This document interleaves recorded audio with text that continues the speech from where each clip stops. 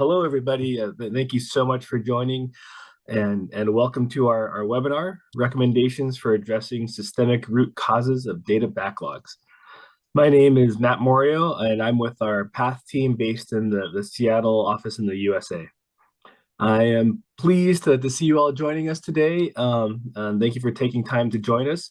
Today's webinar will be recorded, and the slides will also be available on the Digital Square webpage following this presentation if you want to review them afterwards.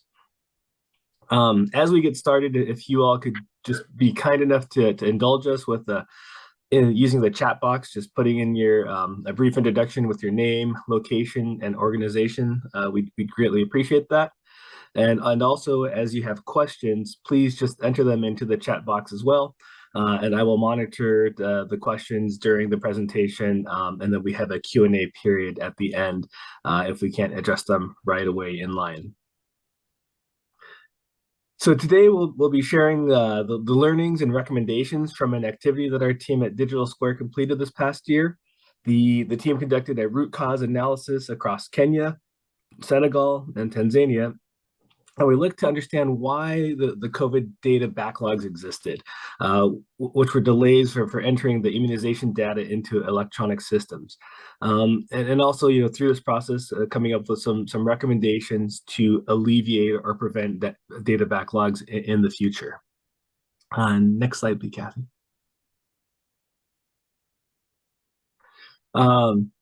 So our agenda for the next hour is to share the background and methodology that the team used for this work, followed by the common root causes and recommendations that we uncovered through the 3 study countries, and then finally wrapping it up with some time for Q&A. So with that, I'm happy to introduce my friends and colleagues, Hassan Matenga from Dar es Salaam, Tanzania, and Brian Kanyete from Kisumu, Kenya, to walk us through the rest of the presentation. Hassan, over to you. Yeah, thanks, Matt. I hope you can hear me very well, and thanks for colleagues who are online that be listening to us. I'll be taking you through the first part, mainly to set the stage and talk a little bit about the facts and the background, and then my colleague Brian will be able to share more about the findings. Next slide. So just to bring people back to a bit of context, the assessment was conducted back in September, Q4 of 2022, and in all the 3 countries by then, active COVID vaccination were conducted, and mostly through campaigns. And by then, WHO estimated that, like in Tanzania, the full vaccination coverage was at around 28.1%.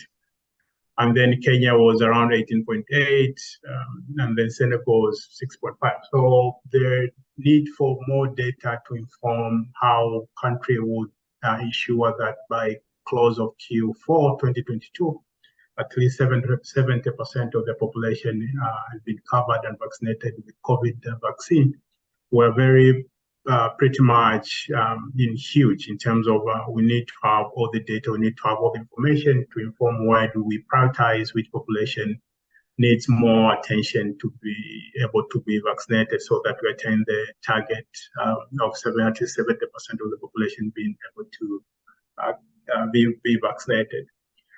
And then common across all the 3 countries, when we were engaging the country, there was a common theme around a lot of, we have lots of data, but very few of it is in, I'll say, electronic or digital system, and massive backlog were, there. So part of our role is to see why is it the case, and it's not just in one country. It's cutting across, and I believe it's beyond the 3 countries that we'll be presenting today, so that we are able to address them, but also learning from them in any future pandemic or related data collection exercise. So basically, that is a background in terms of when the exercise was done and why was it necessary for this to be done. And then today, at least we have some result that we would like to share with you. Next slide. In terms of methodology, we did use both qualitative and quantitative methodology, where we used surveys, observation, focus group discussion to do data collection across the 3 countries. And in each of the country, we went down to community, to health facility level, and ensure there is a representation across different type of facility, like dispensary, hospital, and then health centers. This is to make sure that whatever challenge that were there, we're able to really get a sense how significant they were across this different level of the service delivery, because the context in each level is different, both from an infrastructure standpoint, availability of resource from finance to human resource. So it was very useful, important for us to be considerate of the different levels of service delivery, because each of a different context, and it's become relevant and important to understand how the challenge plays in different contexts. In Kenya, we went through 50 health facilities, 67 in Tanzania, and just 6 in Senegal. And the distribution of it can be seen in the slide.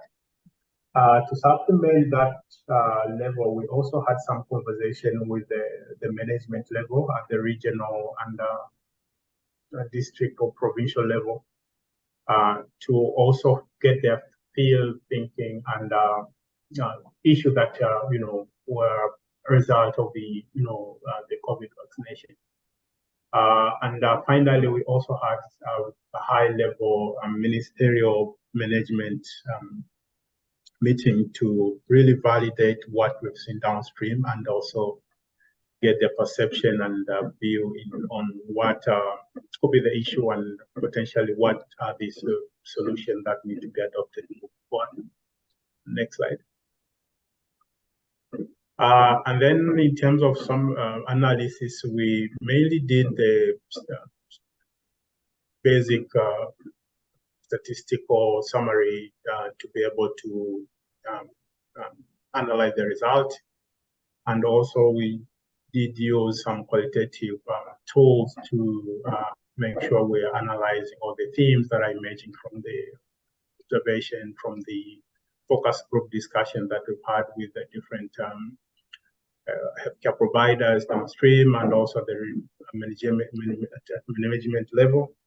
But also, most important, once we had the result, we also engaged the study team to, contextualize it with the, team, because they are part of the team that were on ground, to make sure we are not missing anything. And then we did categorize the finding into people, processes, technology, and infrastructure, and the people were looking into the HR or human resource in terms of size, skill set, and distribution at point of care.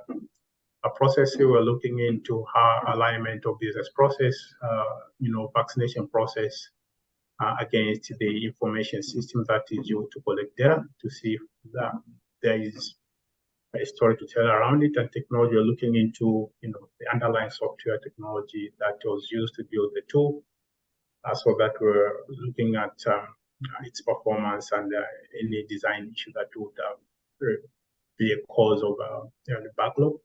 And finally, we organize in terms of infrastructure, where we look into availability of power, for instance, internet connectivity, and how that will contribute to the backlog.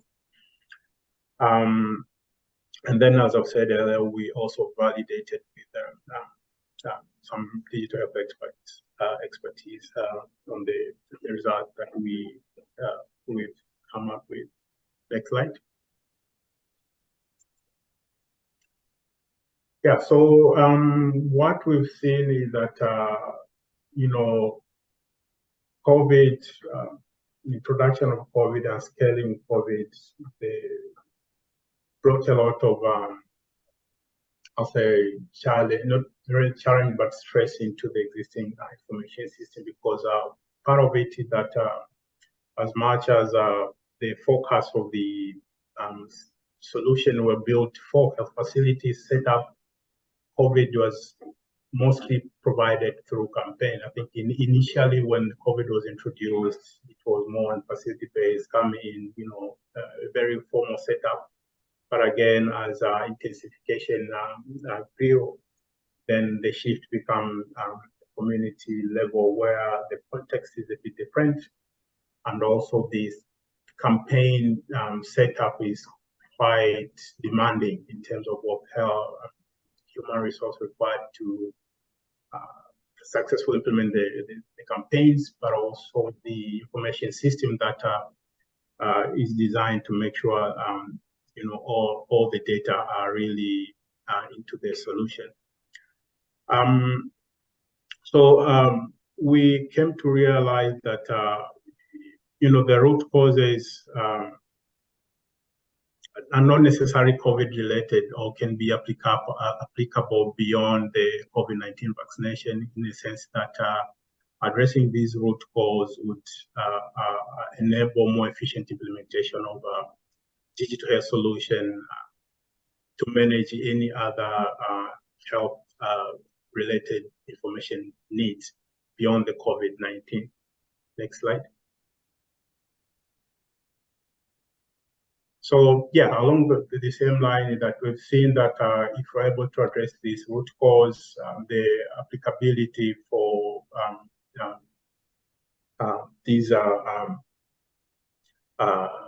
findings goes through, both looking to aggregate health information system in terms of routine large-scale data collection, but also disease-specific, the likes of malaria, HIV, immunization. So the lesson and the finding can be applied across these vertical diseases. And also looking into any short-term, high-volume rapid response information system. These findings are pretty much applicable, and the lesson from this assessment can really benefit all this. I will stop there, and then my colleague Brian will take us through the findings that we came up as part of this assessment. Thank you, Hassan.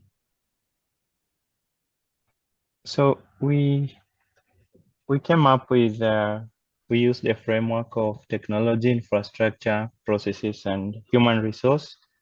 And these 4 categories, within these 4 categories, we identified 6 major findings.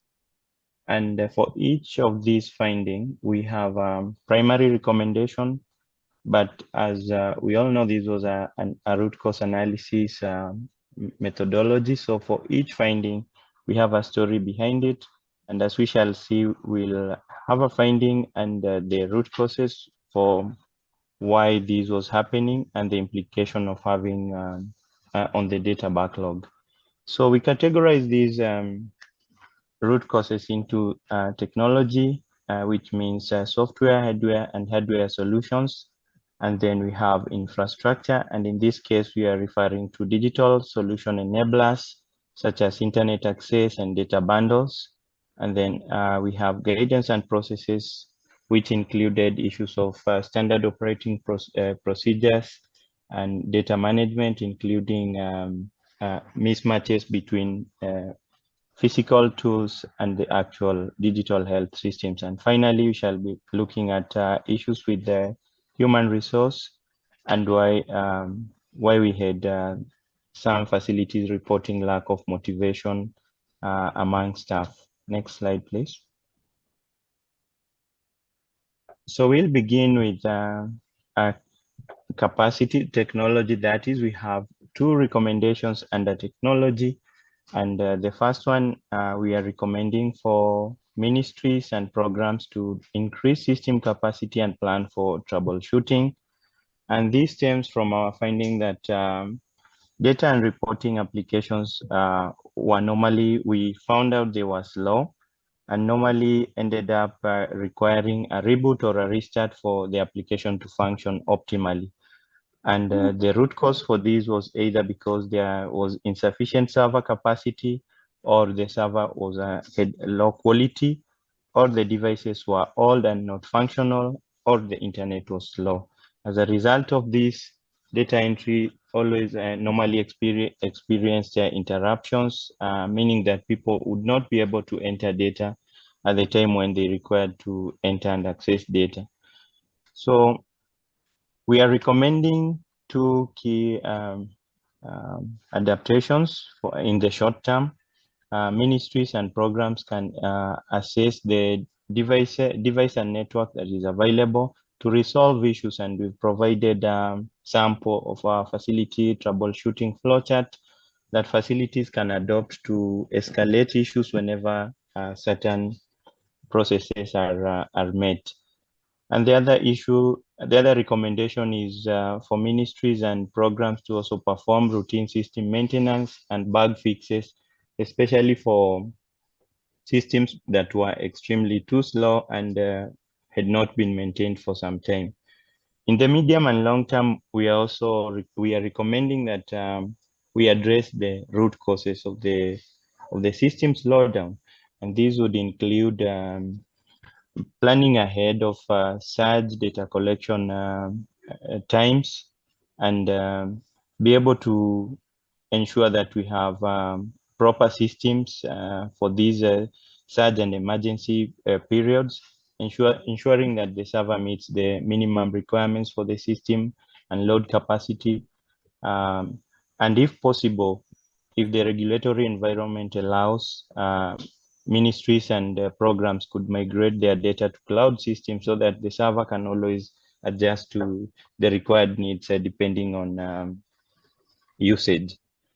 The other recommendation is for ministries and programs to create protocols and invest in monitoring systems so that healthcare staff can always be able to know when the system will be down and plan accordingly.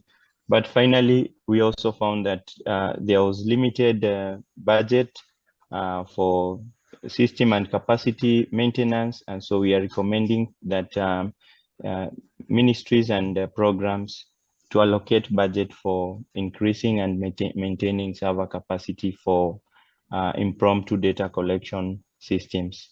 The other recommendation under technology, next slide. The other recommendation is to provide sufficient functional devices and technical support. We found that across facilities in the 3 countries, there were not enough facility on devices. And when there were facility devices within the facility, they were often either old, non-functional, and non-functional because either the SIM card was not working, or in case of computers, they were affected by viruses. The memory had issues or dead batteries and faulty charging ports. As a result, facilities would not be able to use these devices. And because of this, the data entry process was always slow, and facility staff would not be able to optimally enter data. And as a workaround, they would use their own devices, which ended up leading to 2 other problems. Data privacy issues because they were using their own phones, which they would go home with them. And the other issue is the financial burden on these staff because they are using their own money to pay for the data bundles. So from these findings, we recommend again some short-term and medium and long-term solutions. The first one is in the short term to fix the existing facility devices because some of them really did have minor problems such as SIM cards, which made them not to be used. And the other recommendation is to provide technical support to address functionality issues such as for computer viruses. Those could be fixed within the short term. In the medium and long term, we recommend that ministries and programs adopt, they could purchase or provide better devices that facilities can use with standardized software across board, rather than to have different types of devices being used in different facilities, such as either laptops or tablet, and sometimes they are not having the same standards and functionality. So would recommend for standardization of software and procurement of new devices for such exercises. The other recommendation is also to provide regular technology maintenance services to keep devices functioning.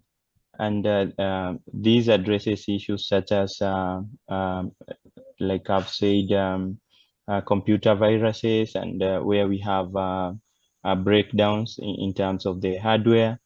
And additionally, we are also recommending that ministries and programs develop and circulate guidelines on what can help these devices to function at optimal levels.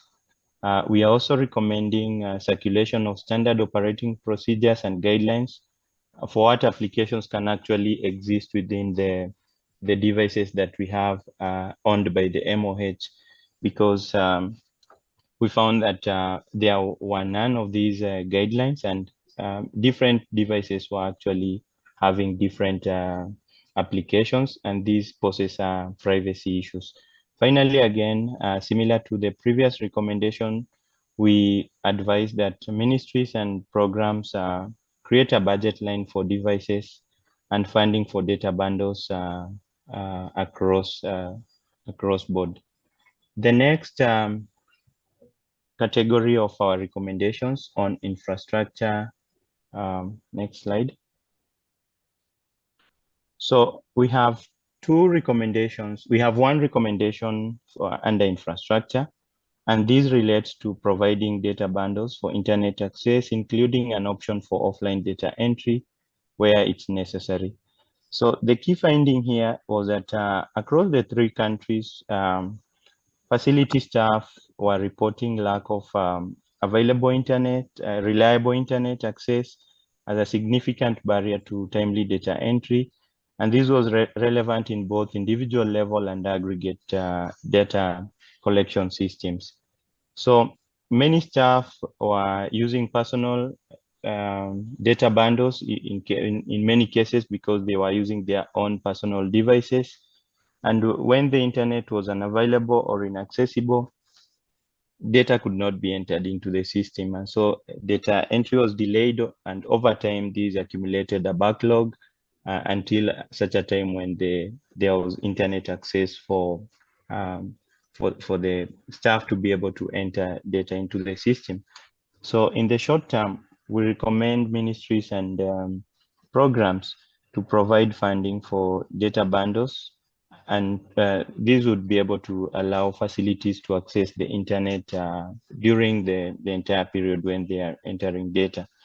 They should also ensure that the designated funding is actually distributed to facilities rather than at subnational level, where sometimes data is actually not entered.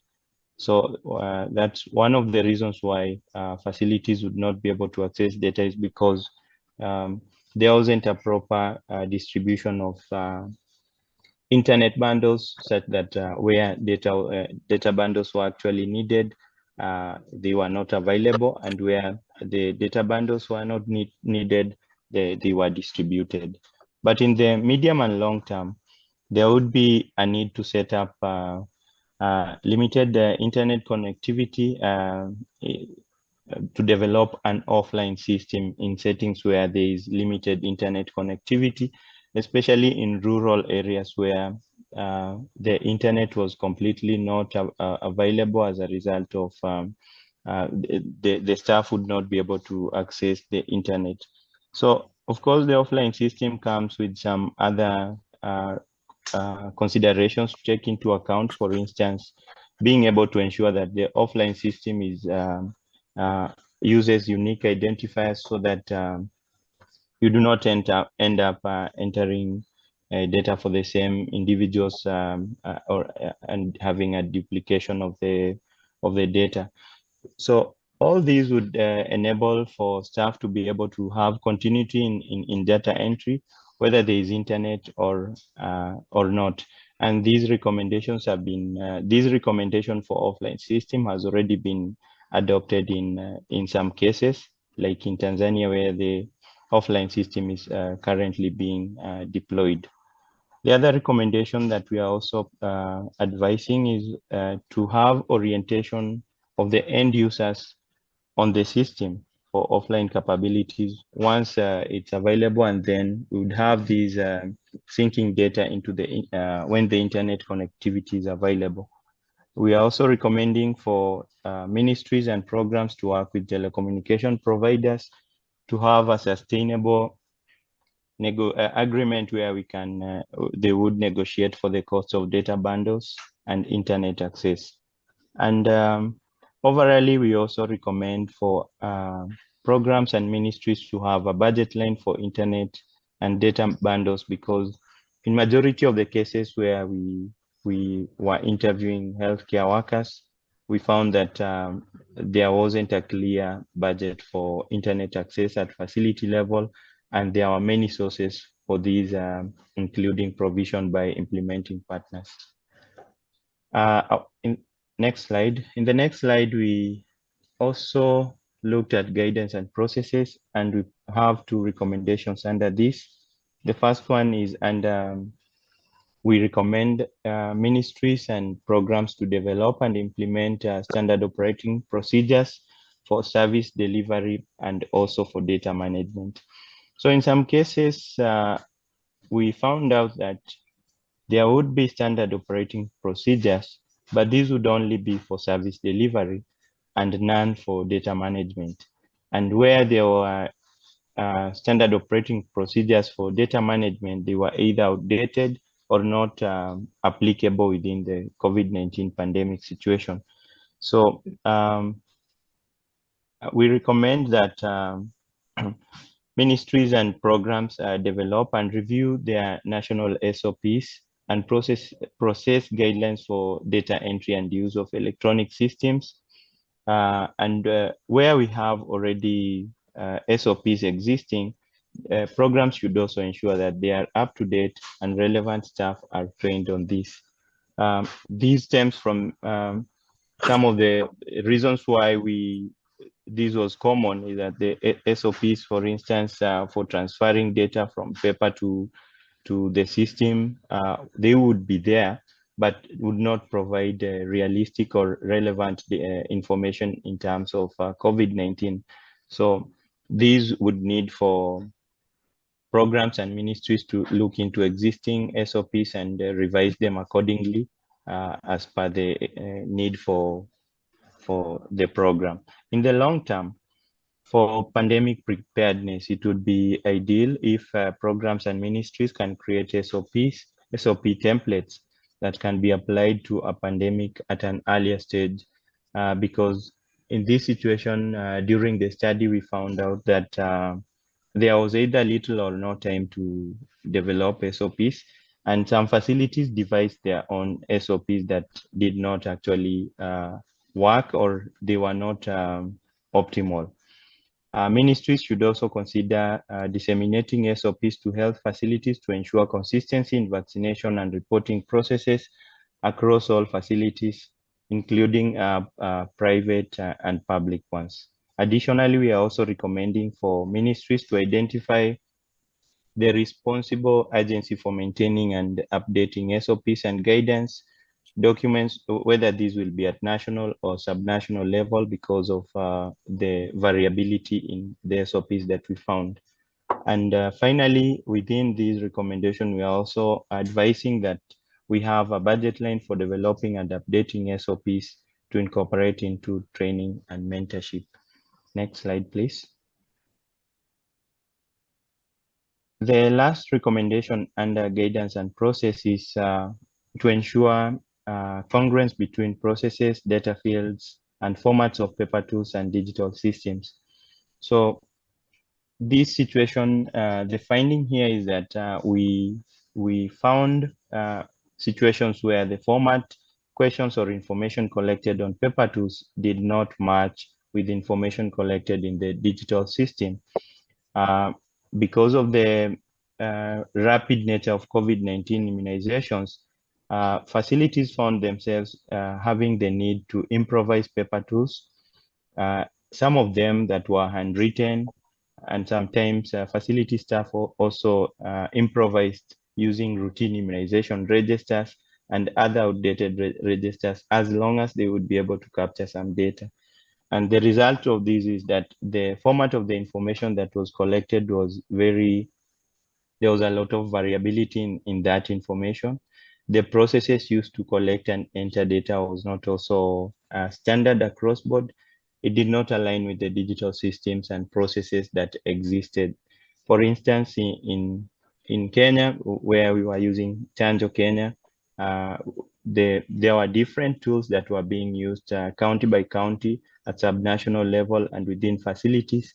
And when the data entrance finally came to enter data using the previously collected physical tools, they would realize that there is a mismatch in what was needed versus what was collected.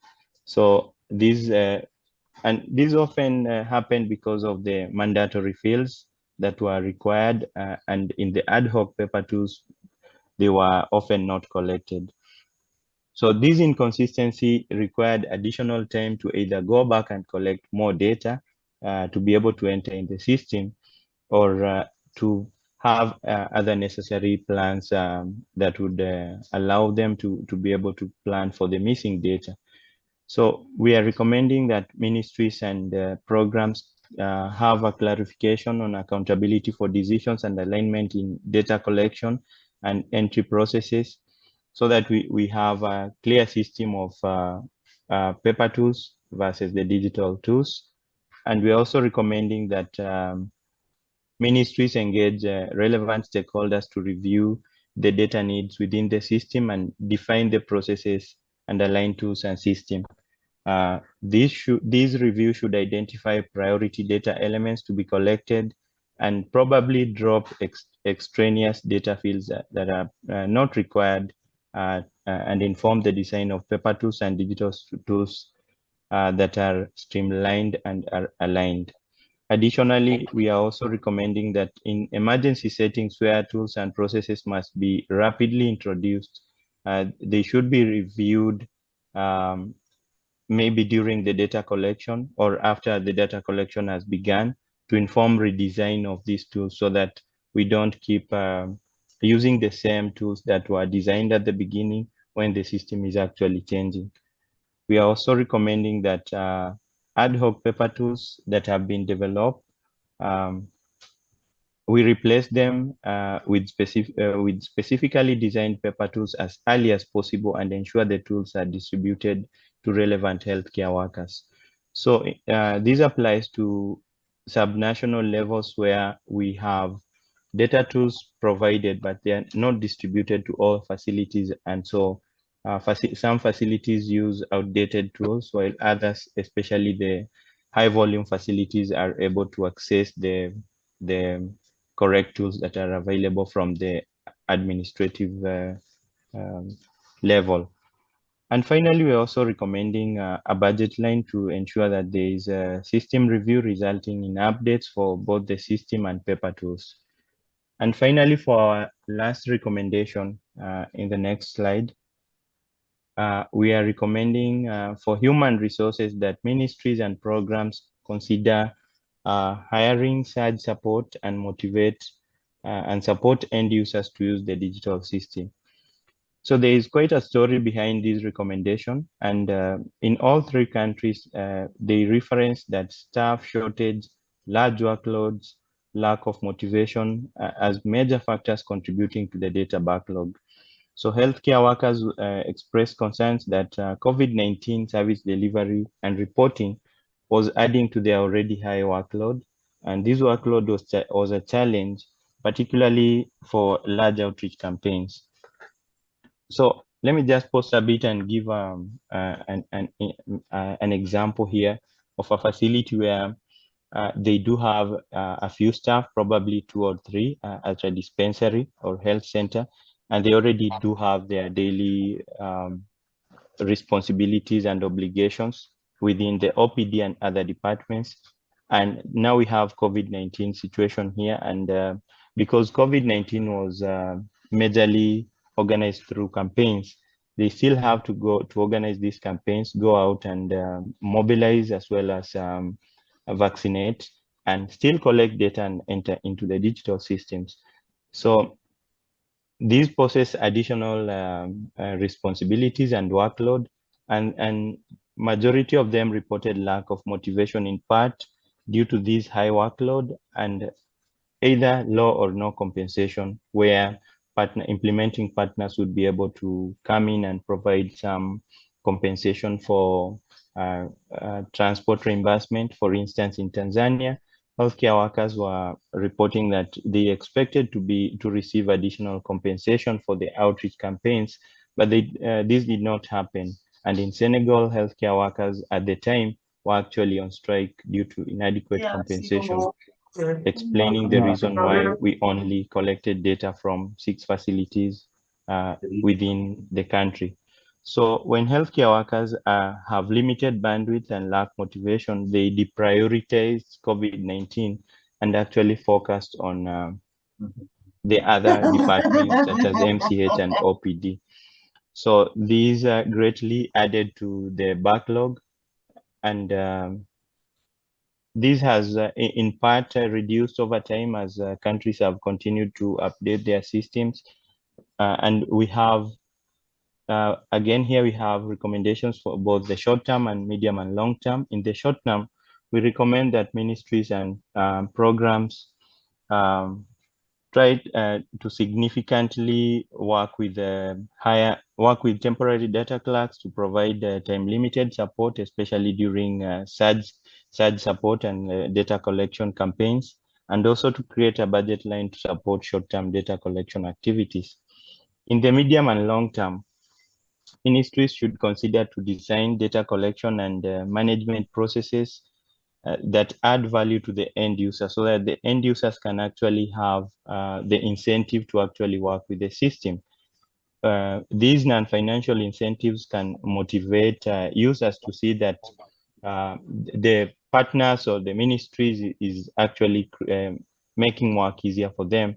And even when their financial incentives are removed, they are still able to continue doing their normal duties as well as attend to the additional work for data entry. Additionally, we are also recommending that ministries and programs ensure end users are supported to use the system. E.g., they can cover the cost of data bundles for internet so that healthcare staff are not led to use their own money to buy data bundles. Ministries can also evaluate and adjust staffing so that staff like admin and data entry and IT staff can also participate within the data collection program, so that we have the main staff like vaccinators not taking too much time to complete their work, as well as coming back to do data entry.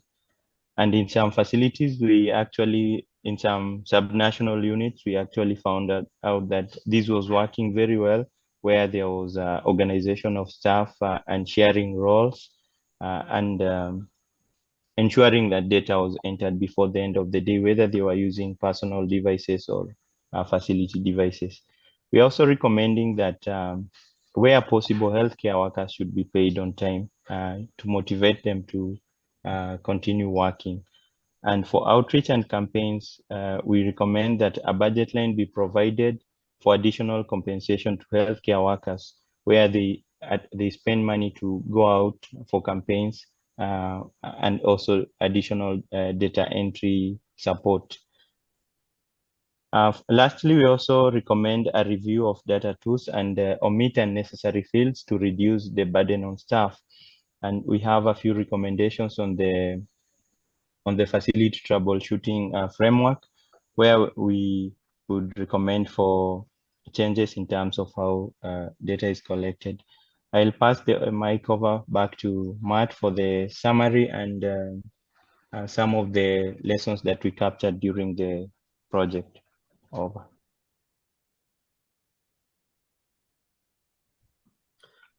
Thank you so much, Brian and Hassan. We really appreciate the both of you walking us through the process and outputs of this work. And we would also like to really acknowledge the team for all their hard work, as well as USAID for the support and collaboration through this activity. Looks like we have about 15 minutes left, so that's great. Next slide, please. As we circle back, the root causes and recommendations, categorized into these 4 categories, and they have been reviewed and discussed with the countries, and many of them have been adopted or are in process after the conversations that the teams have had. And we also feel that these recommendations are applicable to other large-scale data collection activities and implementations of electronic health management systems. So while a lot of this work was from a little bit before, the carryover and ability to learn from this is not lost. One also just quick note is, with the healthcare strikes in Senegal, there were only, a handful of facilities and people interviewed, which is unfortunate, but that just kind of a quick note there. So next slide, please.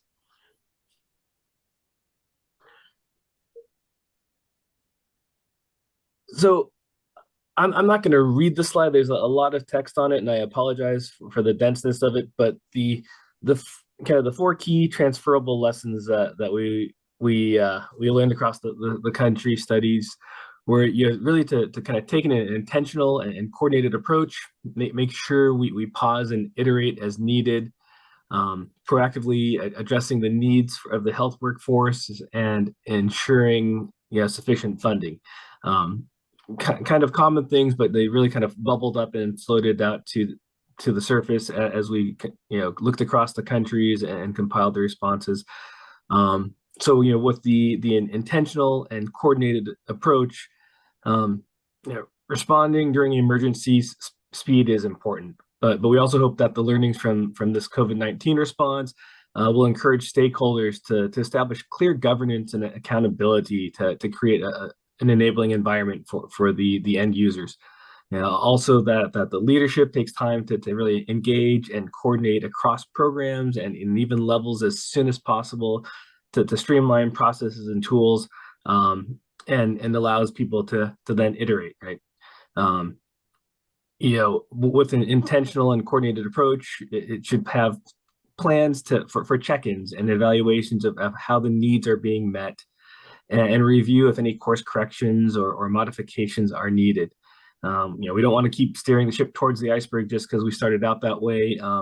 And even with the urgency of a pandemic or emergency response, planning for these things is key, so that we are, again, then addressing the needs of the health workforce. I think that we all agree that the heart and soul of the good work being done on the ground is through this workforce, and we need to support and provide solutions that add value for them to, how are we making tools and systems that are making their work in lives easier or more efficient? And there's already so much kind of placed upon their shoulders. So we want to make sure that we're supporting the health workforce with the technology, infrastructure, and guidance they need, as Brian just walked through. And again, iterating and making sure that we're adding value with what we're doing and asking these staff to do. And finally, budgeting. Learning from this work and your own experiences, we want to make sure that we have plans and budgets ready ahead of time to ensure the infrastructure and technology can be available when needed. And just a quick thank you to Bill for that. The EOR's suggestion. How can we as the next emergency or large data collection effort comes up, consider these infrastructure needs. and make sure that we have some planning for that. During the pandemic response, the scaling of these systems was almost an afterthought in some situations. And so just making sure that we've learned from these different challenges so we can help alleviate any stresses in the future. Again, these slides will be available for download if you want. So to go back and review apologize the heavy text at a later time. Next slide. So that ends our presentation. So thank you all very much for joining us today. We hope that you've learned something new and relevant, and that you can apply these as you prepare and plan for other large data collection activities and continue the fight against COVID-19. We'd like to thank USAID, the Bill and Melinda Gates Foundation, and PATH for the support. And we'll now open it up for additional questions. If anyone wants to type or raise their hand, happy to call on you.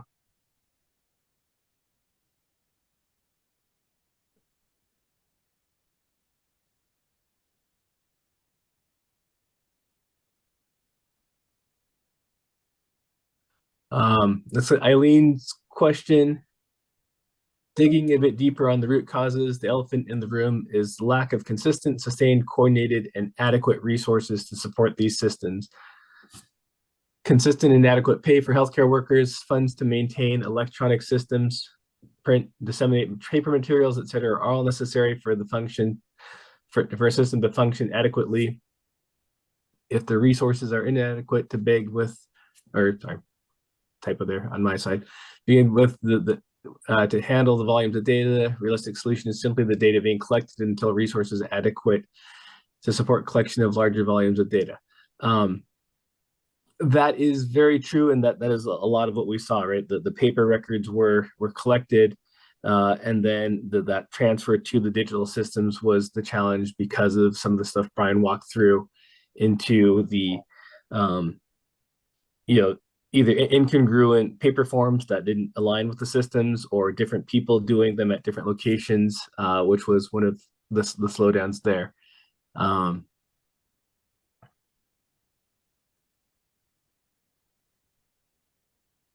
Let's see, Merrick's comments.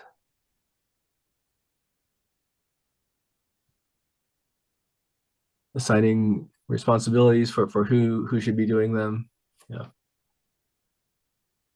Yeah, maybe I could also add a little bit in terms of my thoughts on what probably need to be done now to be able to respond to any future pandemic from information system standpoint.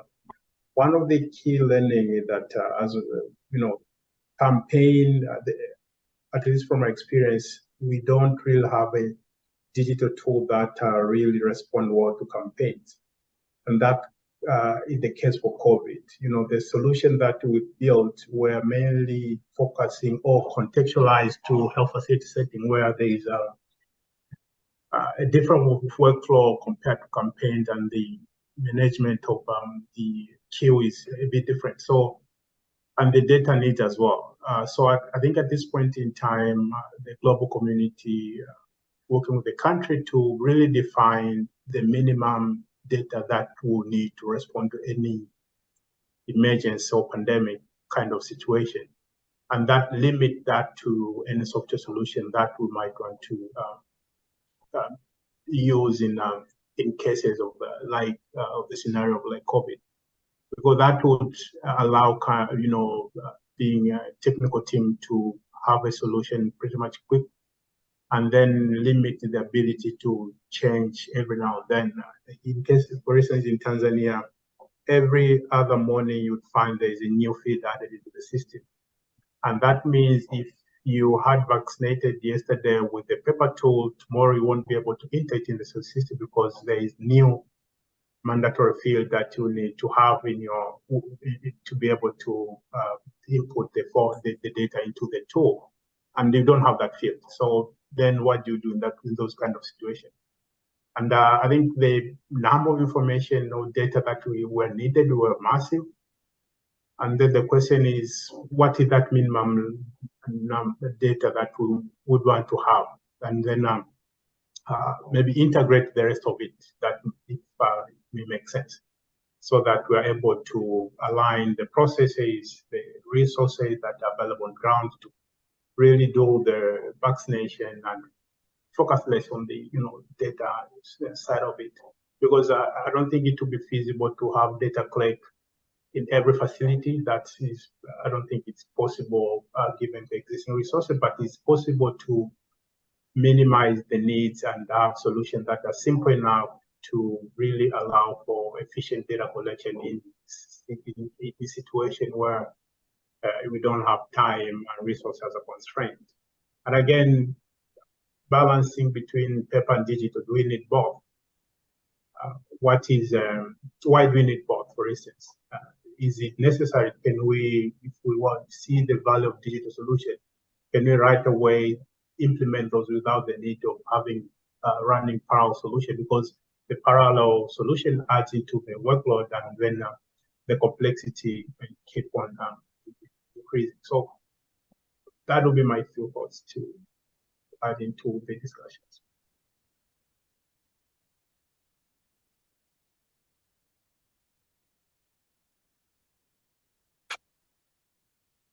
Thank you, Hassan. Are there any other questions?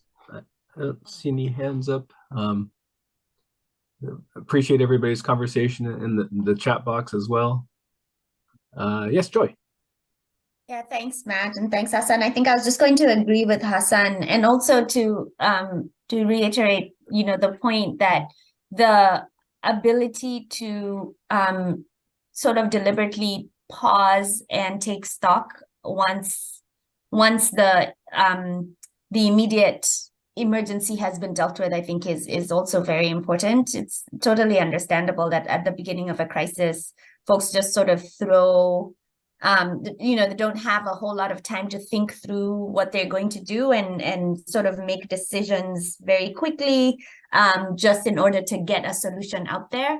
But it's, I think, important to then, after things have settled down a little bit, take a pause and take a look at at what has been implemented and whether it is actually serving the needs, and in terms of the tool itself, in terms of what data elements are being collected, like how much burden is being put on health workers if there's a parallel solution, etc.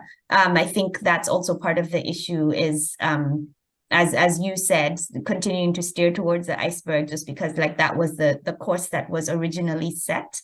I think it's important to plan to stop after a while and take a look at how well you're doing. Thanks. Thanks, Joy. Yeah, absolutely. Appreciate the comments, and now that we've gone through most of or a large part of this pandemic response, making sure we take that time to learn from it as we have through this activity, and then really kind of help put stuff on the shelf for if and when the next need comes up. We really want to make sure we take those learnings forward. Are there any other questions from the group or comments?